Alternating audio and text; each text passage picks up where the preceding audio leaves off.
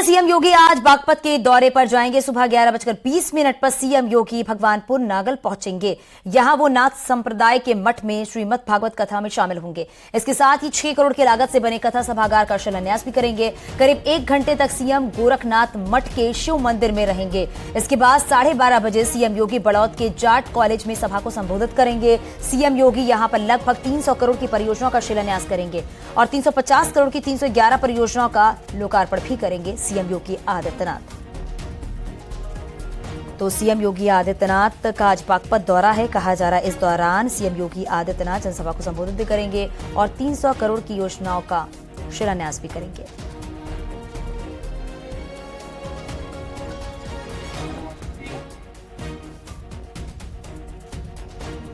के मंदिर में श्रीमद् भगवत कथा करने के बाद मुख्यमंत्री बागपत के बड़ौद में पहुंचेंगे। यहाँ जाट कॉलेज है जहाँ पर सभा का आयोजन होना है। सभा स्थल पर हम मौजूद हैं। आप देख सकते हैं जो सभा है उसकी तैयारियां चल रही हैं। मुख्यमंत्री लगभग 11:20 पर जो है भगवानपुर नागल पहुंचेंगे और उसके बाद बड़ौद के इस सभा स्थल पर मुख्यमंत्री पहुंचेंगे, जहां की जो तैयारियां आप देख सकते हैं हजारों की संख्या में जो यहाँ कुर्सी डाली गई है और दौरे को लेकर फोर्स जो है पूरी तरह से अलर्ट है। अब जो है मुख्यमंत्री का आने का इंतजार चल रहा है। जो बीजेपी के नेता हैं, मंत्री हैं, उनसे हमारी बात हुई है। उन्होंने बताया है कि लगभग 200 से 300 करोड़ की जो परियोजनाएं हैं उनका मुख्यमंत्री यहां से बागपत की जनता को सौगात देंगे। उसमें बागपत में बस स्टैंड, केंद्रीय विद्यालय और तमाम जो योजनाएं बागपत में चल रही हैं जो अब तक पूरी हुई हैं, उन तमाम योजनाओं का सीएम यहाँ से शिलान्यास करेंगे। उसके इतर भी जो बागपत के किसान हैं, व्यापारी हैं और अन्य वर्ग के लोग हैं, उनकी निगाहें सीएम की तरफ है कि कल मुख्यमंत्री बागपत के लोगों को किस तरह से नई योजनाओं का, नई चीजों का सौगात देते हैं।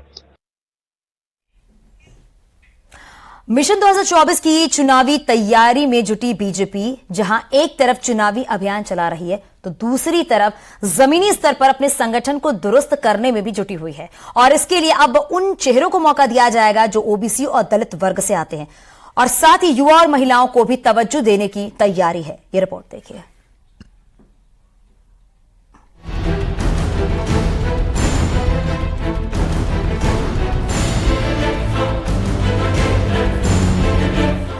लोकसभा चुनाव से पहले अब बदलाव की बयार जोर पकड़ चुकी है।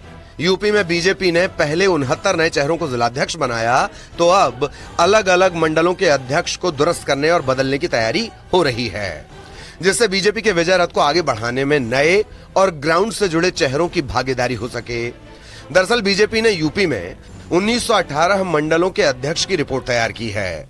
बूथ अध्यक्षों को बदलने की तैयारी पूरी हो चुकी है। जिला महामंत्री, जिला मंत्री पद पर बदलाव होगा।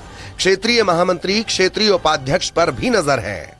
हमारे यहाँ निरंतर बदलाव की प्रक्रिया चलती रहती है तो और आपस में विचार विमर्श करके जो हमारी कार्य पद्धति है, हम पार्टी का कोई मालिक तो हमारे यहाँ है नहीं, हम लोग आपस में बातचीत करके और परस्पर सहमति के आधार पर हम लोग निर्णय लेते हैं और इस निश्चित रूप से बहुत जल्दी जो भी संगठन का आंशिक छोटा मोटा बदलाव करना है वो पूरा हो जाएगा। ये बदलाव उस चुनाव के लिए हैं जिसमें बीजेपी 80 में से 80 सीटों का दावा कर रही है और इस लक्ष्य को पाने के लिए हर मोर्चे पर तैयारी शुरू हो गई है। यानी जातीय समीकरण के साथ ही बीजेपी अब क्षेत्रीय समीकरण को साधने के प्लान पर काम कर रही है। जानकारी है कि बीजेपी के अलग अलग विंग के प्रदेश अध्यक्ष भी हट सकते हैं।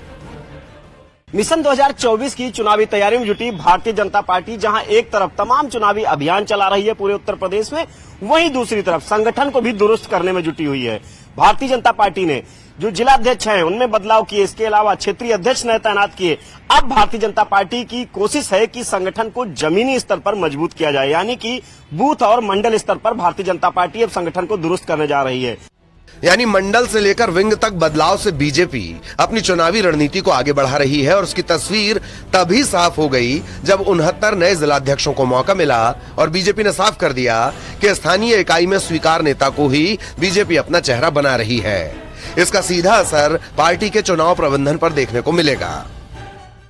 और हम बूथ से लेकर जिले तक के संगठन को ठीक कर रहे हैं। आपने देखा होगा पिछले दिनों जिला अध्यक्षों का परिवर्तन हुआ है, अब हम बूथ का परिवर्तन कर रहे हैं, सेक्टर का कर रहे हैं, मंडल का कर रहे हैं और मंडल के साथ साथ विधानसभाओं की सभी बूथों का मैपिंग सेक्टर और मंडल को बनाना और सशक्त बूथ और सशक्त मंडल के नारे के साथ भारतीय जनता पार्टी अपने काम को पूरा करे। इन सब से इतर बीजेपी उस प्लानिंग पर भी काम कर रही है जिससे लोकसभा चुनाव में नए चेहरों को मौका दिया जा सके और इसके लिए मौजूदा सांसदों का भी पत्ता काटने से बीजेपी गुरेज नहीं करेगी।